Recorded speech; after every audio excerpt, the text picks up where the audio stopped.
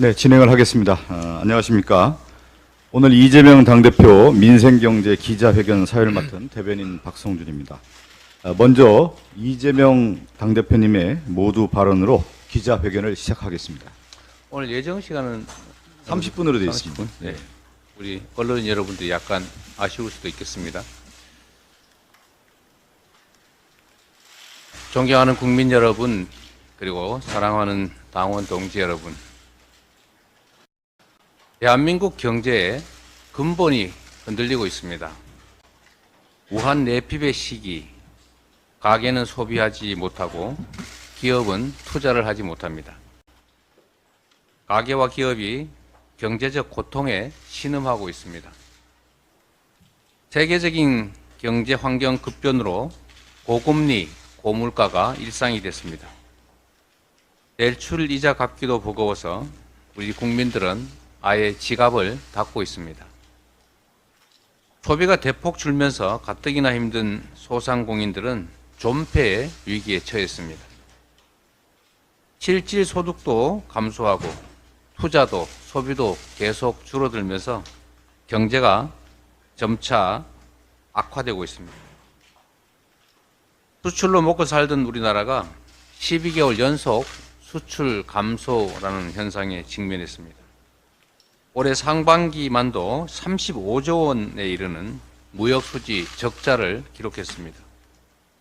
세계 5위권의 수출 모범생이 이제 208개국 중에 200위라고 하는 황당한, 정말 납득하기 어려운 상황으로 떨어졌습니다. 국가 부재, 재정 공백. 국가가 무엇입니까? 국가는 국민의 생명과 안전을 지키고 국민의 더 나은 삶을, 그리고 국가의 더 밝은 미래를 책임져야 하는 것입니다. 지금 우리 국민들은 경제를 살려달라라고 절규하는데 윤석열 정부는 건전재정이 중요하다라고 말합니다.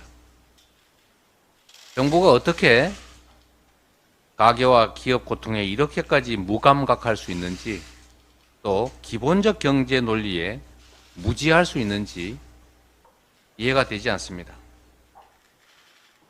경제의 3주체라고 하는 가계, 기업, 정부 중에서 가계와 기업이 타격을 받으면 정부가 나서서 소비와 투자를 증대시켜 경기를 부양하는 것입니다. 민간 경제가 과열되면 정부가 증세라든지 이자율 통제와 같은 재정정책, 금융정책을 통해서 경기를 안정시킵니다. 이게 정부가 하는 조절 기능 아닌가 싶습니다.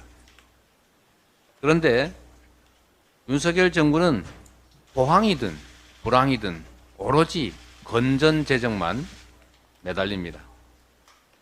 경기 불황으로 수입이 줄었으니 이제 더 허리띠를 졸라매라고 합니다. 허리띠를 졸라매라고 할 게 아니라 이럴 때는 경제 회복을 위해서 정부의 역할을 확대해야 합니다. 올해 2분기 소비, 수출, 투자 모두 감소하는 트리플 위기가 발생했습니다.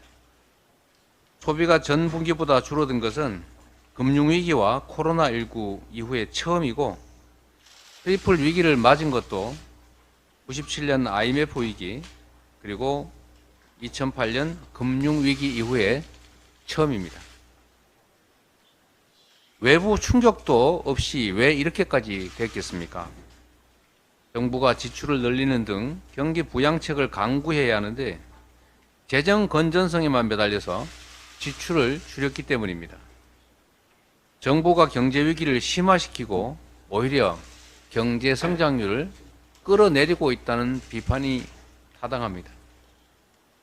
2% 초반대로 예상되는 내년 경제 성장률은 반도체를 포함한 IT 경기 회복이 전제입니다. 하지만 우크라이나 러시아 전쟁에 이어서 중동 전쟁까지 불확실성이 더 커졌습니다. 비관적 전망이 점점 고개를 들고 있습니다. 상저하고를 기대했다는데 문제는 내년이 더 걱정입니다. 경기 침체로 세금도 잘 거치지 않고 초부자 감세로 인한 세수 결손에다가 소극적 재정 운용까지 정부가 지금처럼 무대책으로 민생과 경제를 방치하면 경제는 더 나빠질 것이 확실합니다. 국민 여러분, 세계 경제 재편과 침체의 시기에 경제 3주체의 대응은 과거와 달라야 합니다. 성장과 변화가 경제 위기 대응의 핵심 키워드입니다. 지금 우리 가게와 기업 모두 극심한 고통을 겪고 있습니다. 잘 살든 못 살든 대다수 가게의 실질 소득이 줄었습니다. 가계부채는 국내 총생산 규모를 넘어섰습니다. 기업들 또한 원자재 가격 상승 그리고 부채 부담 때문에 중소기업은 물론이고 상장법인들까지 실적이 40% 넘게 감소했습니다. IMF는 최근 경제 전망에서 미중 디리스킹의 최대 피해국은 한국이다. 최악의 경우 GDP의 10% 이상이 감소할 것이라고 경고했습니다. 참고로 IMF 위기 때 감소분은 6.7%였습니다. 미국과 유럽은 중국과 대립하는 것처럼 보여도 실질적으로는 경제 협력에 적극적으로 나서고 있습니다. 정부 정책이 수출 시장의 혼란을 야기하고 있는 이 현실도 반드시 바꿔야 합니다. 정책 우선순위를 조정하고 위기 극복 방안을 총동원하면 3% 성장률 회복 얼마든지 가능합니다. 정부가 나서야 합니다. 성장률 3%를 달성하려면 경제를 회복시킬 쌍끌이 엔진이 필요합니다. 그 한 축은 연구기술 개발, 신성장 동력 발굴, 미래형 SOC 투자입니다. 그리고 또 한 축은 총수요 부족을 개선하기 위한 소비 진작입니다. 생산물 시장의 소비자이자 생산 요소 시장의 공급자인 가계에 대한 적극적 지원이 필요합니다. 경기 침체 때문에 어려운 분들은 돈을 쓰고 싶어도 쓸 돈이 없습니다. 필수적인 소비조차 줄여야 하는 상황입니다. 소비 축소가 경기 흐름을 악화시켜 더 큰 경기 침체를 불러오지 않도록 실질 소득 증대 그리고 양극화 완화에 정책 역량을 집중해야 합니다. 자영업자의 대출 이자를 포함한 가계부채 문제는 우리 경제 전체의 목줄을 누르고 있는 시한폭탄 같습니다. 이 위기를 방치하면 언젠가는 터질 수밖에 없습니다.